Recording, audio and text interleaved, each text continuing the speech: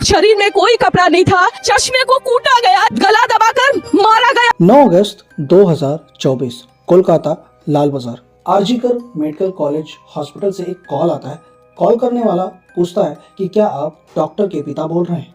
तो दूसरी तरफ से आवाज आती है, हाँ बताइए क्या बात है। इस पर दूसरे बंदे ने कहा कि जितनी जल्दी हो सके आप हॉस्पिटल आ जाइए, आपकी बेटी की तबीयत बहुत ज़्यादा खराब है। इतना बोलकर वो फ़ोन काट देता है। अब डॉक्टर के पिता को कुछ भी समझ में नहीं आ रहा था। उन्होंने उस नंबर पर कॉल बैक किया, लेकिन कोई भी कॉल उठा नहीं रहा था। लगातार 3-4 बार कॉल करने के बाद किसी ने हॉस्पिटल में फ़ोन उठाया और बताया कि आप जल्दी आ जाइए क्योंकि आपकी बेटी ने अपनी जीवन लीला समाप्त कर ली है। इतना सुनने के बाद डॉक्टर के माता पिता रोने लगते हैं। उनके कुछ समझ में नहीं आ रहा था कि जिस बेटी को रात में खाना खिलाया, बात हुई और सुबह वही बेटी निर्जीव हो गई है। ये सुन के उनके माँ बाप का कलेजा फट रहा था कि उनकी बेटी उनके साथ ये क्या हो गया। किसी तरह अपने होश को संभाले हुए और रास्ते भर दुआ करते हुए जब माता पिता हॉस्पिटल पहुंचते हैं तो लगभग 3 घंटे हॉस्पिटल में बैठने के बाद उनके कानों में एक आवाज़ सुनाई देती है कि सेटलमेंट कर लीजिए। Settlement?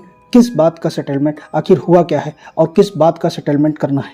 RG Kar medical college hospital की एक चेस्ट मेडिकल डिपार्टमेंट की पीजी यानी कि पोस्ट ग्रेजुएट ट्रेनी डॉक्टर होती है। रोज की तरह 8 अगस्त 2024 को ट्रेनी डॉक्टर की मां का कॉल आता है और वो पूछती हैं कि क्या कर रही हो, खाना खाया कि नहीं, टाइम से सेफली पहुंची कि नहीं, क्योंकि डॉक्टर नाइट शिफ्ट किया करती थी। तो इस पर लेडी डॉक्टर ने अपनी मां को बताया कि नहीं, अभी खाना खाने का टाइम नहीं हुआ है और अभी हम राउंड पे जा रहे हैं, वहां से आने के बाद खाना खा लेंगे। इतना बोलकर वो ट्रेनी डॉक्टर फोन रख देती है और अपने राउंड पर निकल जाती है। और इधर डॉक्टर की मां को तसल्ली हो जाती है कि उनकी बेटी अब सेफ है। और इधर डॉक्टर राउंड पे निकल जाती हैं और अपने पेशेंट को देखती हैं कि जिसको भी इंजेक्शन या मेडिसिन की रिक्वायरमेंट होती है वो उसको मेडिसिन और इंजेक्शन देती हैं। और ऐसा करते करते रात के तकरीबन 2 बज चुके थे। तभी वो अपने कलीग्स डॉक्टर से पूछती हैं कि क्या तुम लोगों ने खाना खाया? इस पर उनके कलीग्स ने भी बताया कि उन्होंने खाना नहीं खाया और चारों लोग हंसते मुस्कुराते हुए खाना खाने के लिए निकल जाते हैं। 36 घंटे की लंबी शिफ्ट करने के बाद थकान इतनी ज़्यादा थी कि खाना खाते ही नींद आने लगी थी। तब ट्रेनी डॉक्टर ने अपने कलीग्स को बोला कि तुम लोग बैठो, मैं थोड़ा आराम करके आती हूँ। ये बोल के वो 4th फ्लोर पर बने वो सेमिनार हॉल में सोने चली जाती है। लेकिन 9 अगस्त 2024 सुबह 6 बजे जब सेमिनार हॉल का दरवाज़ा खोला जाता है तो लोगों की नज़र जब डॉक्टर पर पड़ती है तो लोगों के होश उड़ जाते हैं, क्योंकि उस हॉल में महिला डॉक्टर की बॉडी पड़ी थी और वो भी न्यूड सिचुएशन में। आँख, नाक, कान, यहाँ तक कि प्राइवेट पार्ट से खून बह रहा था और शरीर पे न जाने कितने अनगिनत हिस्से ऐसे थे जहाँ पे चोट लगी हुई थी। ऐसा लग रहा था कि जैसे किसी ने काट दिया हो। ये सब होने के बाद हॉस्पिटल पहले इस सिचुएशन को दबाने की कोशिश किया और सुसाइड का नाम देना चाहा। ये बोल के डॉक्टर के घर वालों को कॉल किया गया कि आपकी बेटी ने अपनी जीवन लीला समाप्त कर दी है। लेकिन डॉक्टर के माता पिता जब हॉस्पिटल पहुंचते हैं तो वहां का दृश्य देखने के बाद वो समझ जाते हैं कि ये सुसाइड नहीं, एक रेप और मर्डर का केस है। और तब तक ये खबर डॉक्टर से लेकर प्यून तक पूरे शहर में आग की तरह फैल चुकी थी और सब लोग रोड पर उतर आए थे। आखिर डॉक्टर के साथ कोई ऐसा कैसे कर सकता है? सबके मन में सिर्फ एक ही सवाल था कि आखिर इतनी हैवानियत किसके अंदर भरी है और इतनी हैवानियत कोई आखिर कैसे कर सकता है? इस केस की जब जांच शुरू होती है तो बहुत छोटी से भी छोटी चीज़ों पर ध्यान दिया जाने लगा और सेमिनार हॉल के आसपास जहां बॉडी मिली थी वहां लगे सीसीटीवी को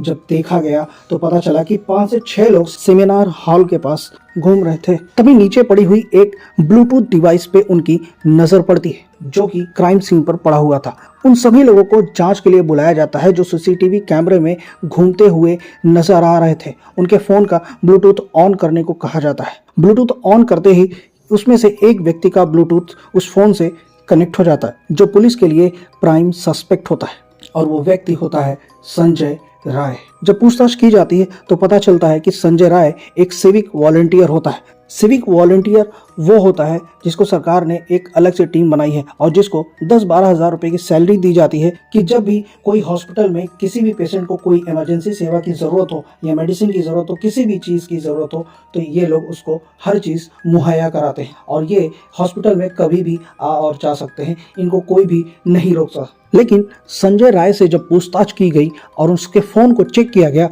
तो उसमें ढेर सारी पॉर्न वीडियोस मिलती हैं। पुलिस और मीडिया ने इसके घर जाके पूछताछ की तो पता चलता है कि ये अपनी माँ के साथ रहता है और अपनी बहन से इसका झगड़ा था क्योंकि इसके आदतें अच्छी नहीं थी और वो आदतें इसकी बहन को पसंद नहीं आता था क्योंकि ये बहुत सारी गंदी गंदी वीडियोस देखता था और इसकी नज़र में कोई भी बच्ची हो, बूढ़ी हो या कोई भी हो, इससे कोई फ़र्क नहीं पड़ता था। बस इसकी आंखों को वो चीज़ अच्छा लगना चाहिए और इसके साथ ही वो खुद को पुलिस वाला बोलता था और केपी यानी कि कोलकाता पुलिस का बैच लगाकर घूमता था और उसकी टी शर्ट पहनकर हमेशा चलता था और अपनी धाक जमा के रखता था।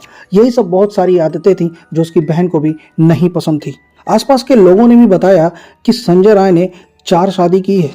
जब उसकी बीवी से मन भर जाता था तो वो उसको डाइवोर्स दे देता था, लेकिन एक बीवी ऐसी थी जिसकी मौत हो जाती है संदिग्ध स्थिति में। कभी किसी ने कंप्लेन नहीं किया तो ये मामला सामने ही नहीं आया। लेकिन अभी तक जो भी सीसीटीवी वीडियो सामने आया है उसके हिसाब से संजय राय ही 8 अगस्त 2024 की रात को 11 बजे हॉस्पिटल के अंदर जाता है और लेडी डॉक्टर से पहले मार पिटाई करता है। उसके पूरे बॉडी पे कट मारता है ताकि वो उसका ऑब्जेक्शन ना कर सके, चिल्ला ना सके, ताकि आवाज़ बाहर ना जाए। लेकिन अगर डॉक्टर ने मदद के लिए चिल्लाया भी होगा तो किसी ने उसकी आवाज़ नहीं सुना होगा क्योंकि आजकल के जो सेमिनार हॉल्स बनाए जा रहे हैं वो साउंड प्रूफ बनाए जाते हैं, तो कोई भी आवाज़ बाहर आती ही नहीं है। इसलिए उस व्यक्ति ने यानी कि संजय राय ने डॉक्टर की गर्दन को तोड़कर मार डाला। उसके बाद उसके साथ बारी बारी से हैवानियत करता रहा। लेकिन जो पोस्टमार्टम रिपोर्ट थी उसके अकॉर्डिंग उसके अंदर जितनी मात्रा में सीमन मिला है उससे ये पता चल रहा है कि एक व्यक्ति यानी कि एक आदमी ऐसा नहीं कर सकता क्योंकि इतना सीमन एक इंसान के अंदर से कभी नहीं निकल सकता। इसमें जरूर कई लोग शामिल हैं और रेप और मर्डर के केस दर्ज करके पुलिस ने संजय राय को अरेस्ट करके 23 अगस्त तक रिमांड पर ले लिया है और इसके बाकी के दोस्त को तलाश की जा रही है और छोटे से छोटे पहलू और सबूत की तलाश कर रही है। लेकिन डॉक्टर की स्ट्राइक अभी तक नहीं रुक रही है जब तक कि अपराधी को सजा न मिल जाए। डॉक्टर्स के साथ यानी कि बंगाल की सीएम ममता बनर्जी भी अब इंसाफ के लिए रोड पर उतर आई हैं। आगे जैसा भी अपडेट होता है मैं आपको ज़रूर बताऊंगा। तब तक अभी आप सेफ रहें और सतर्क रहें। मिलते हैं अगली वीडियो में।